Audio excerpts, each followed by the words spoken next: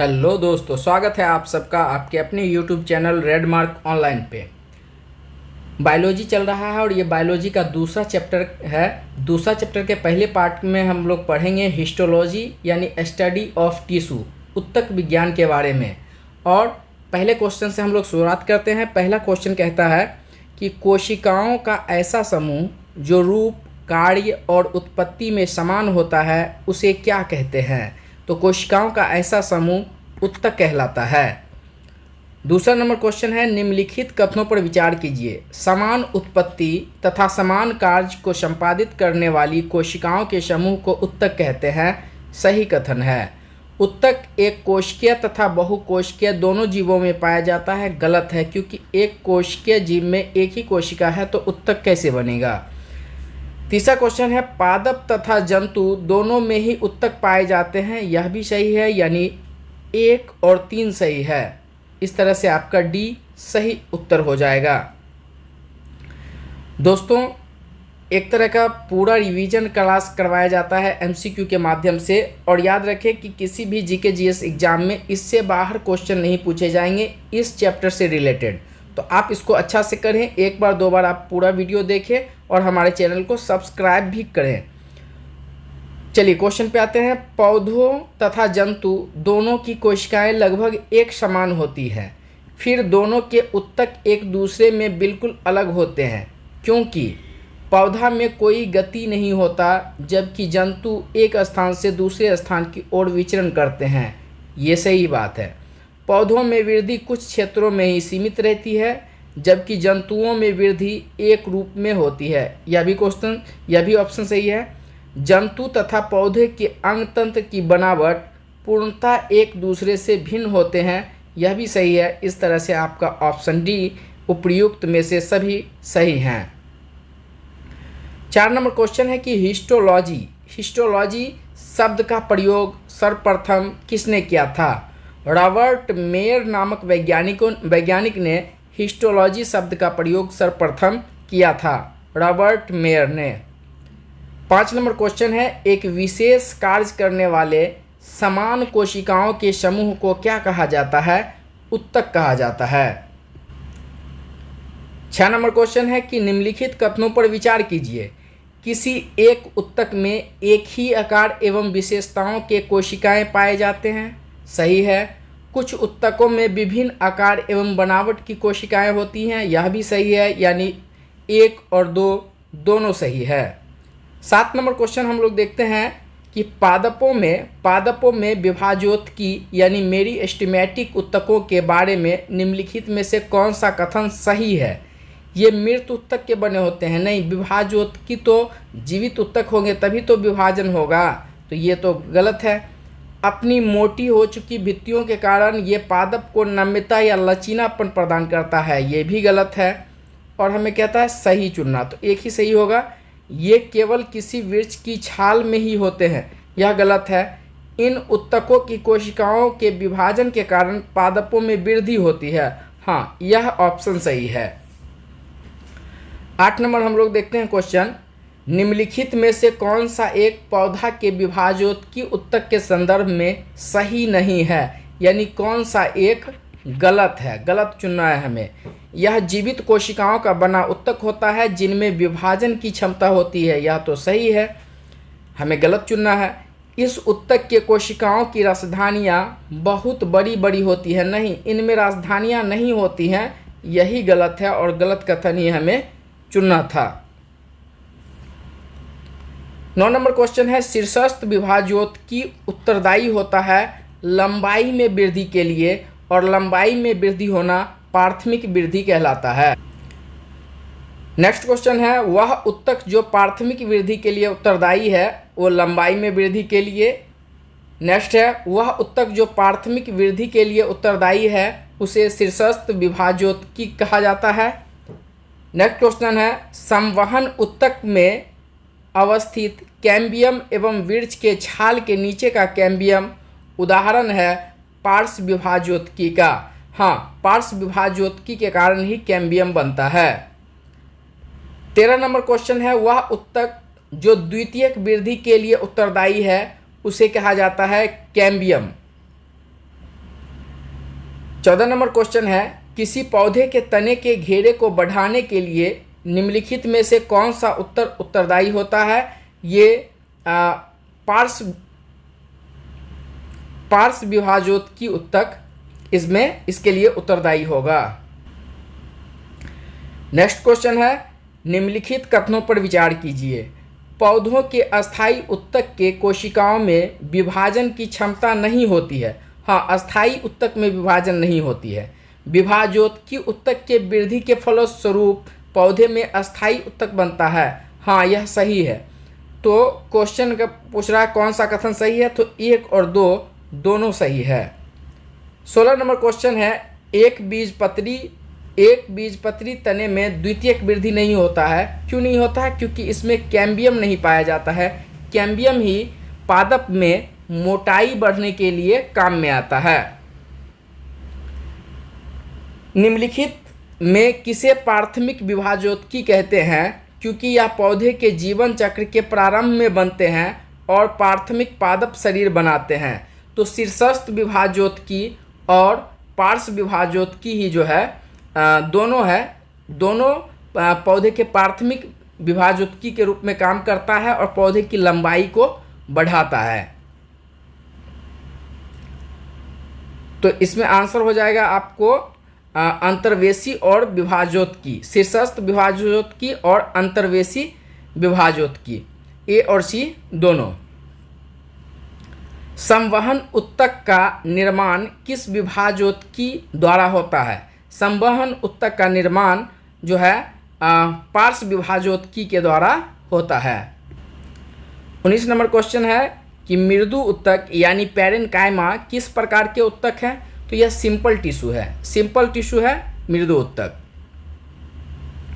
Next question हम लोग देख लेते हैं। 20 नंबर कहता है कि निम्नलिखित में से किस उत्तक में जीवित कोशिकाएं पाई जाती है? तो जीवित कोशिकाएं पाई जाएंगी मृदु उत्तक एवं स्थूल कोण उत्तक में। दीर्घ उत्तक में मृत कोशिकाएं पाई जाती हैं, जीवित कोशिकाएं नहीं पाई जाती हैं। मृदु उत्तक यानी पैरेन्काइमा में का मुख्य कार्य क्या है? भोज पदार्थों का संग्रहण करना इसका मुख्य कार्य है। इसके अलावा ये जाइलम एवं फ्लोएम के निर्माण में भी सहायक है। 22 नंबर क्वेश्चन है कि वायु उत्तक यानी एरेन्काइमा किन पौधे में पाया जाता है? तो वायु उत्तक हाइड्रोफाइटस पौधे में पाया जाता है, यानी जलीय पौधे में पाया जाता है। जलोदविद यानी हाइड्रोफाइटस निम्न में से किसकी उपस्थिति के कारण जल में तैरते हैं? तो वायु उत्तक के कारण। 24 नंबर क्वेश्चन है कि वह कौन सा उत्तक है जिसकी कोशिकाएं जीवित होती हैं और भित्ति सेल्यूलोज या पैक्टिन की बनी होती है और कोनों पर अलिग्निन स्थूलन मिलते हैं? ऐसा है कॉलेनकाइमा उत्तक में अलिग्निन स्थूलन मिलते हैं, यानी कि इसके कोनों पर जो है सो लिग्निन नामक पदार्थ रहता है जो इसको लचीलापन प्रदान करता है। 25 नंबर है, निम्नलिखित में से कौन सा उत्तक केवल तरुण पौधा में पाया जाता है, बड़े बड़े वृक्षों में नहीं पाए जाते हैं? तो स्थूल कोण उत्तक है जो छोटे पौधे में पाया जाता है, बहुत बड़े बड़े वृक्षों में नहीं पाया जाता है। 26 नंबर क्वेश्चन है कि शाकीय द्विबीजपत्री पौधे जैसे सूरजमुखी, कद्दू को लचीलापन तथा दृढ़ता प्रदान करने वाला उत्तक कौन है?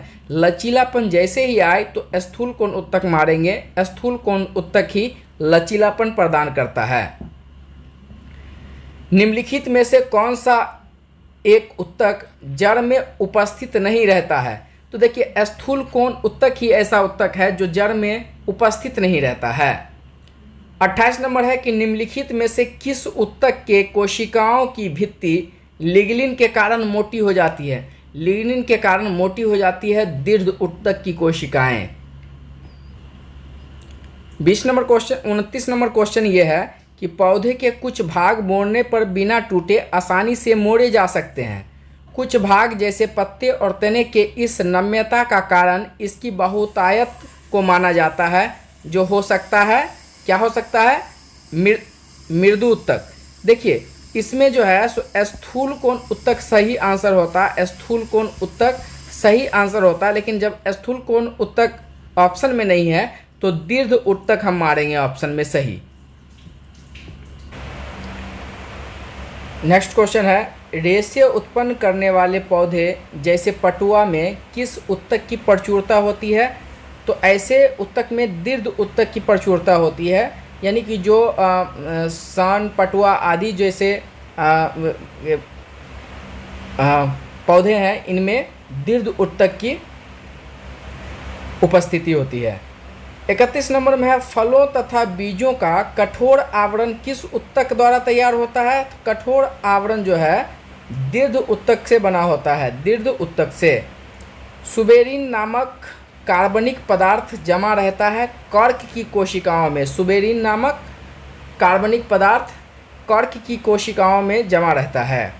33 नंबर है कि व्यापारिक कर्क किससे प्राप्त होता है? तो व्यापारिक कर्क कैम्बियम से प्राप्त होता है। 34 नंबर में है, वाणिज्यिक मूल वाला कर्क किससे प्राप्त होता है? वाणिज्यिक मूल वाला कर्क क्वेकर्स सुबेर से प्राप्त होता है। नेक्स्ट क्वेश्चन है कि मृदुत्तक यानी कि पैरेन्काइमा की कोशिकाएं होती हैं। पैरेन्काइमा की कोशिकाएं किस तरह की होती हैं? ये गोलाकार या अंडाकार होता है। दृढ़ कोशिका यानी एस्क्लेरेन्काइमा में कौन सा गुण नहीं पाया जाता है? ये मृदुत्तक कोशिकाओं से निर्मित होती हैं, नहीं, यह गुण नहीं पाया जाता है। इनकी भित्तियों में लिग्निन विद्यमान होती है। हाँ, लिग्निन विद्यमान होती है जो इसको मजबूत बनाता है। जैसे हम पेड़ों के छाल देखते हैं मजबूत होता है, वो इन्हीं दीर्घ उत्तक के बने होते हैं। ये कोशिका मृत और संकीर्ण अवकाश वाली होती है। हाँ, ऐसा ही होती है, संकीर्ण अवकाश वाली, यानी इसके बीच में जगह जो है सो बिल्कुल नहीं के बराबर होता है। इनकी कोशिकाएं बहुत लंबी और उनके सिरे नुकीले होते हैं। जी हाँ, बिल्कुल उनके सिरे नुकीले होते हैं। जैसे नारियल को छीलते हैं तो उसमें जो रेशा निकलता है ये उसी की बात कर रहा है। 37 नंबर है, निम्नलिखित में से किस उत्तक की कोशिकाओं में अंतराकोशिकीय स्थान यानी इंटरसेलुलर स्पेस नहीं पाया जाता है? तो विभाजोत्की कोशिका एवं दीर्घ उत्तक की कोशिका, ये दोनों में इंटरसेलुलर स्पेस नहीं पाया जाता है। आपका ऑप्शन डी सही हो जाएगा। 38 नंबर में है कि पौधों से प्राप्त होने वाला कर्क में कौन सी विशेषताएं नहीं होती हैं?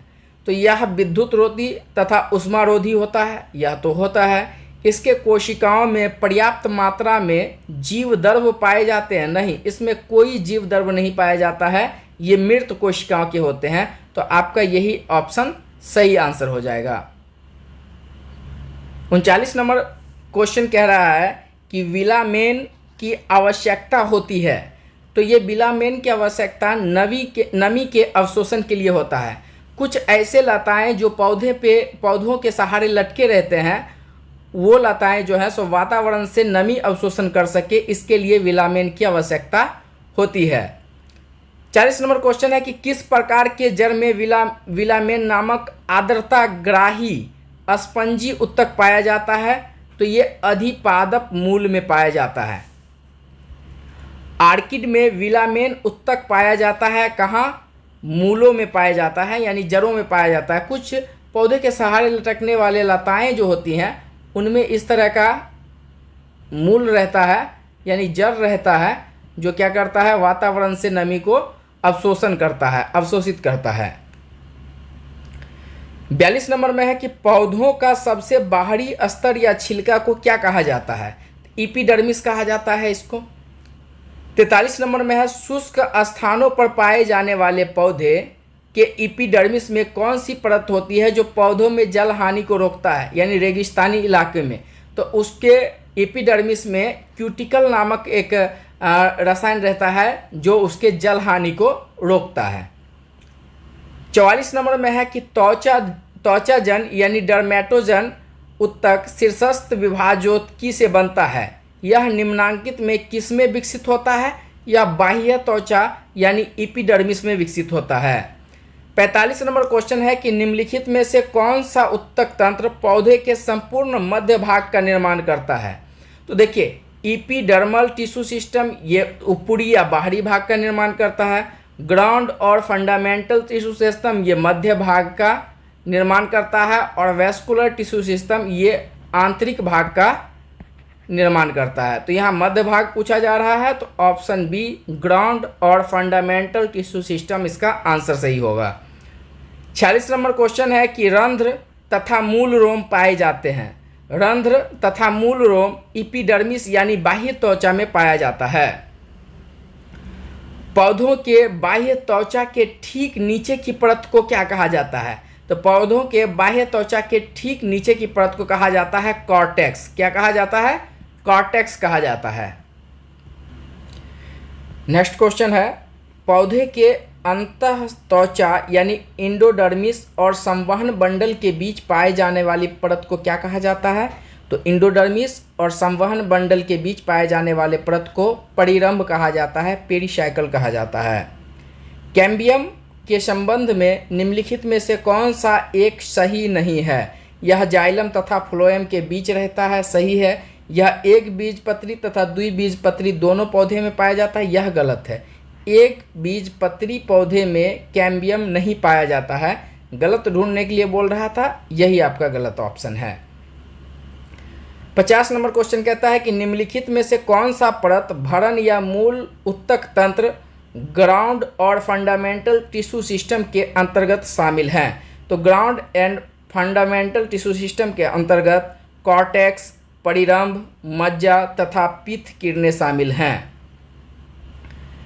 51 नंबर क्वेश्चन है कि पौधों के भरण उत्तक तंत्र के मुख्य कार्य क्या हैं? तो देखिए, पौधों को अत्यधिक गर्मी और सर्दी तथा परजीवी से बचाने का तो काम एपिडर्मिस करता है। एपिडर्मिस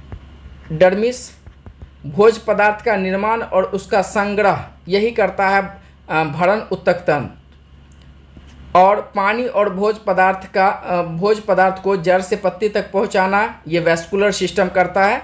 तो आपका ऑप्शन बी सही हो जाएगा कि भरण उत्तक तंत्र का मुख्य कार्य भोज पदार्थ का निर्माण एवं उसका संग्रह करना है। 52 नंबर क्वेश्चन है कि निम्नलिखित में से कौन अजैव पदार्थ का संचयन करता है? इडियोप्लास्ट। इडियोप्लास्ट अजैव पदार्थ का संचयन करता है।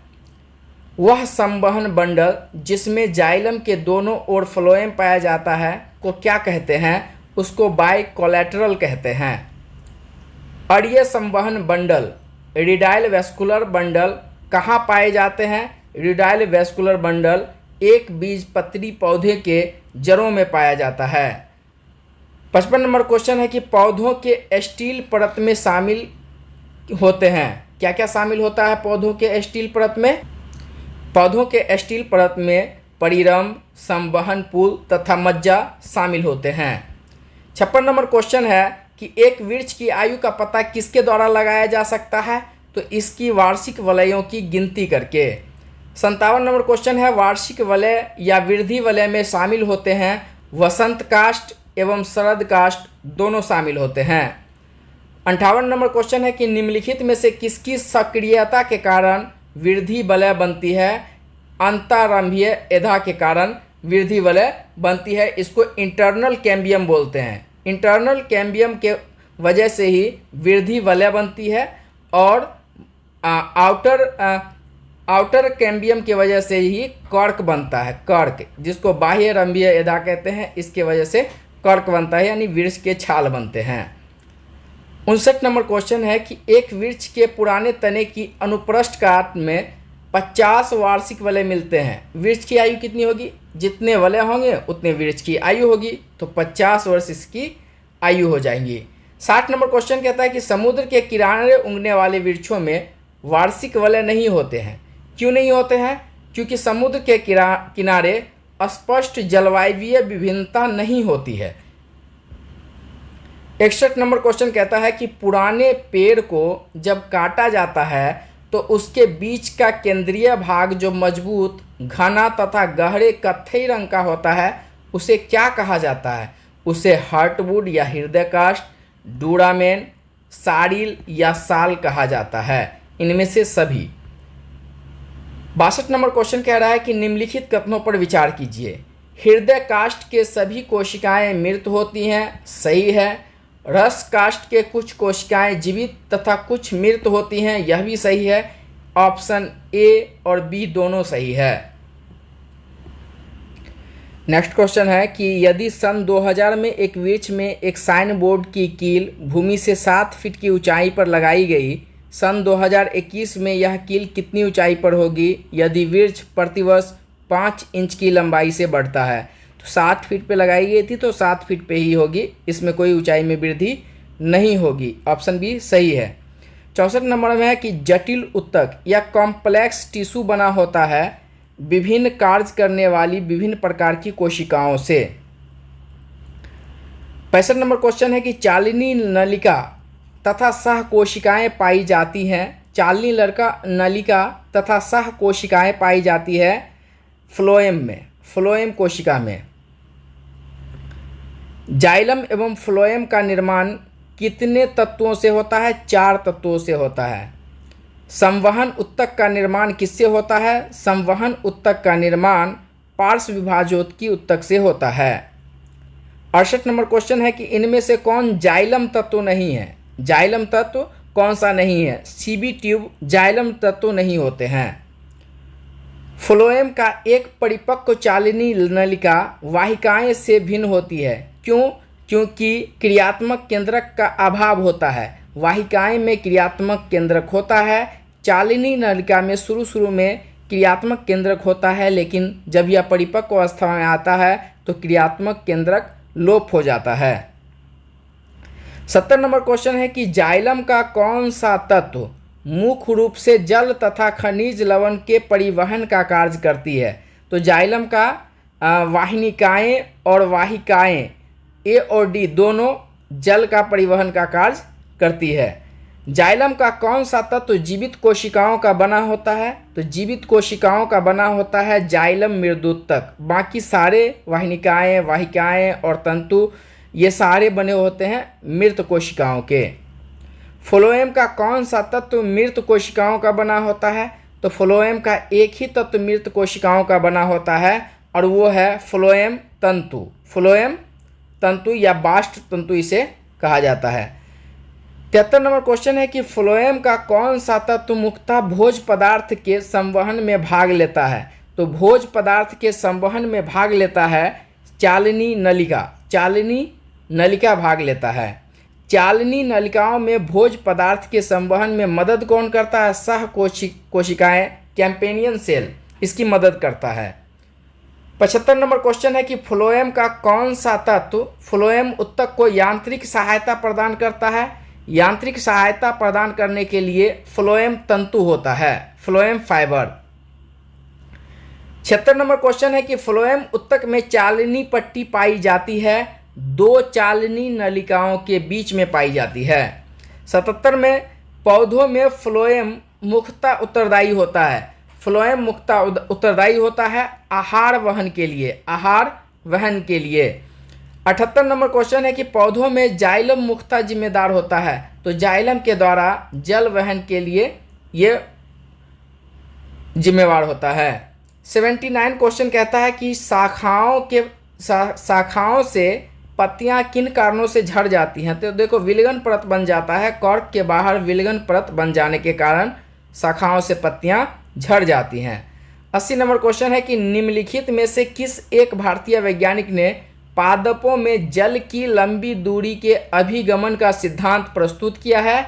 जेसी बोस ने यह सिद्धांत पेश किया है। 81 नंबर क्वेश्चन है कि निम्नलिखित में से किस प्रकार के ऊतक शरीर की सुरक्षा कवच का कार्य करता है? अब यहाँ से पादप ऊतक की बात समाप्त हो गया, अब यहाँ से जंतु ऊतक की बात है। तो ये तो शरीर के सुरक्षा तो इपिथेलियम करता है, उपकला ऊतक करता है। और आगे का क्वेश्चन हम लोग नेक्स्ट वीडियो में देखेंगे। तब तक के लिए आप अगर सब्सक्राइब नहीं किया हमारे चैनल को तो सब्सक्राइब कीजिए और चलिए खुश रहिए। फिर मिलते हैं, धन्यवाद।